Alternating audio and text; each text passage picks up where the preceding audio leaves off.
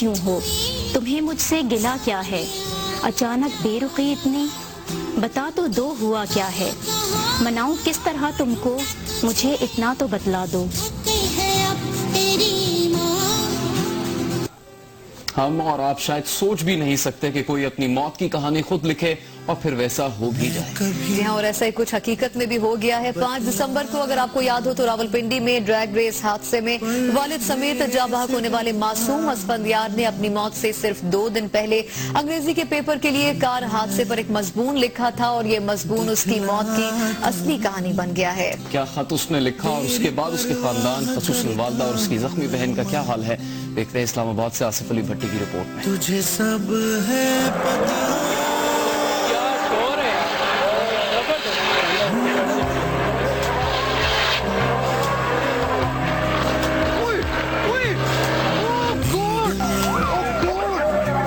یوں نہ چھوڑو مجھے، گھر لوٹ کے بھی آنا پاؤں ماں، بھیجنا۔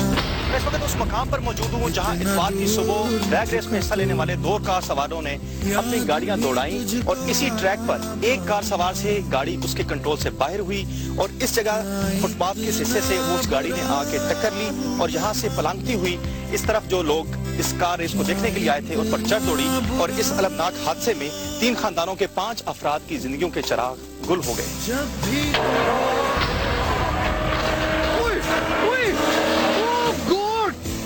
اس ہولناک واقعے کے مقام پر گاڑی جس کھمبے سے ٹکرائی ہے اس کھمبے کا یہاں سے نام و نشان تک مٹ چکا ہے، اور اسی مقام پر گاڑی کے کچھ پرزے ابھی تک موجود ہیں، جبکہ ایک بدقسمت خاتون جو کسی بچے کی ماں تھی اس کا خون آلود دوپٹہ ابھی تک جہاں موجود ہے۔ حکام کا کہنا ہے کہ اس بے لگام گاڑی کا ڈرائیور ابھی تک مفرور ہے۔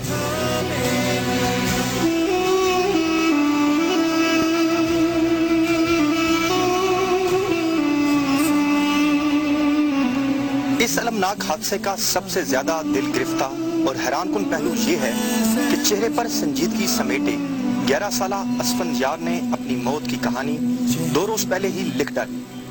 اس نے اپنے انگریزی کے بچے کے لیے کار حادثے پر جو تخیلاتی مضمون لکھا، اس کا کردار وہ خود تھا۔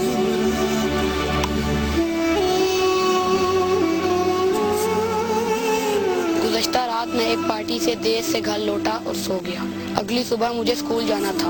میں اٹھا تو مجھے پتہ چلا کہ دیر ہو چکی ہے۔ میں نے دانت برش کیے بغیر تیزی سے کپڑے تبدیل کیے اور جلدی سے ناشتہ کیا۔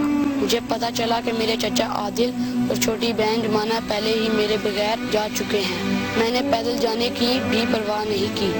میں اسکول جانے کے لیے تیزی سے سڑک کو پار کرنے نکلا۔ میں نے اس دوران گاڑی کی چیختی بریک سنی۔ میں نے ایک گاڑی سے بچنے کے لیے جمپ کیا، لیکن مجھے یہ پتہ نہیں تھا کہ ایک دوسری گاڑی بھی آ رہی ہے۔ دوسری گاڑی نے مجھے ٹکر ماری اور میں دور گر گیا۔ مجھے صرف اپنے جسم میں ہر طرف درد کا احساس تھا۔ میں اپنی آنکھیں نہیں کھول سکا۔ مجھے صرف ایمبولینس کے سائرن کی آوازیں سنائی تھی۔ مجھے لے جایا گیا، لیکن میں نہیں جانتا کہ مجھے کون لے کر گیا۔ میں بے ہوش ہو چکا تھا۔ جب میں اٹھا تو میں نے دیکھا کہ مجھے کوئی بڑا زخم نہیں آیا۔ میں نے امی اور ابو کو ارد گرد کرسی پہ بیٹھے دیکھا۔ جب میں نے ان کو دیکھا تو انہوں نے کہا، اسفندیار تم نے تو ہمیں ڈرا ہی دیا تھا۔ میں اسپتال میں 1 دن رہنے کے بعد گھر چلا گیا۔ میں خوش تھا کہ میں اپنے گھر آ چکا ہوں۔ اسفند کی والدہ مسز بابر شدت غم سے نڈھال ہیں اور کیمرے پر بھی نہیں آنا چاہتی۔ ان کا کہنا ہے کہ اسفند نے اپنے مضمون میں جو کچھ لکھا بالکل ویسے ہی کار حادثے کا شکار ہوا۔ مسز بابر کی تو دنیا لٹ چکی۔ کپکپاتی آواز اور چھلکتے آنسوؤں سے ممتا نے بتایا کہ دی اینڈ سے پہلے ان کے بیٹے اسفندیار نے جو کچھ لکھا تھا بالکل اسی طرح اس کی لاش کے بائیں جانب وہ کھڑی تھی اور دائیں جانب اس کے والد کی لاش پڑی تھی، اور وہ اپنے خالق حقیقی سے جا ملا تھا۔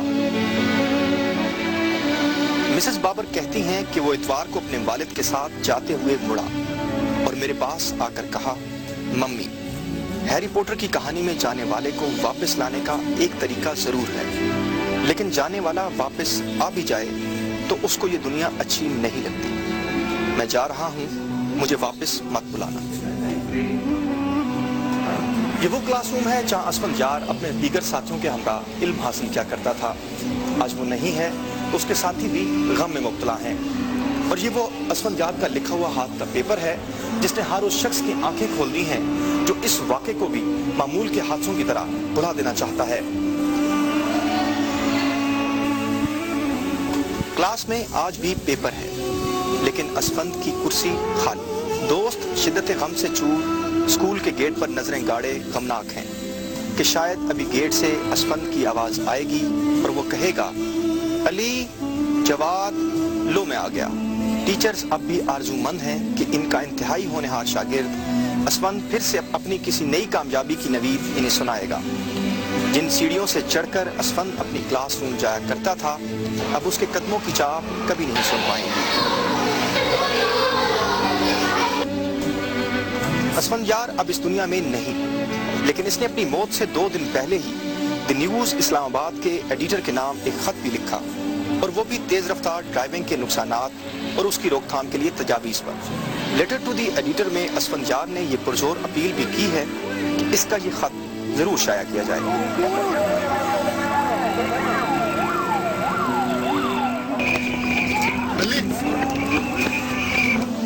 There have been several accidents throughout the days because of reckless driving. Many people have died because of this. I would like to make a plea that you publish my letter in the newspaper so that people would stop driving so recklessly. He was a very good friend. He used to protect his friends, and I'm really sad that he left us, and I still remember him. Asfand Yar was a great friend, and I still don't believe that he's left us so.